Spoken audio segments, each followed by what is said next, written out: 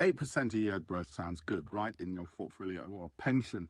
And that's the maximum, according to the regulator, you're allowed to show on a high US high growth portfolio. The problem with that is it's become a target for IFAs and wealth managers to say, well, that's all we're going to do. When you and I know, with a little bit of research, that actually so many people, so many companies of which portfolios are composed, do significantly better.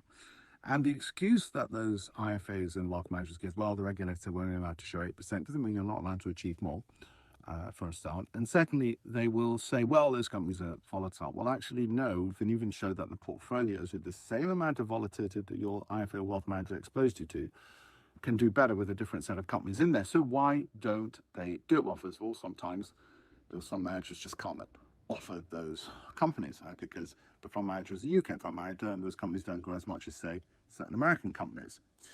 Secondly, they just don't know what an efficient frontier is. They don't know what a Monte Carlo simulation is. So they just look at individual volatilities and they think, oh, all individual volatilities, when you put them into a portfolio, average out, and that's the average risk of the portfolio based on the size of the individual stocks. No, it's not. That's idiotic, it's stupid, and it's just illiterate. In actual fact, there's a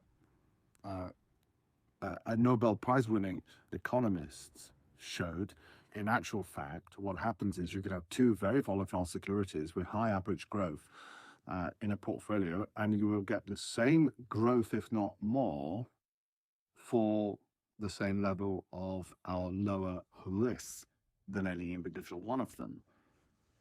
And that is extraordinary. So anyway, have a look at the links in the bio. I know that sounded a bit too complicated for lovely places like this. I'm waiting for my wife and son to come down for dinner in the beach. So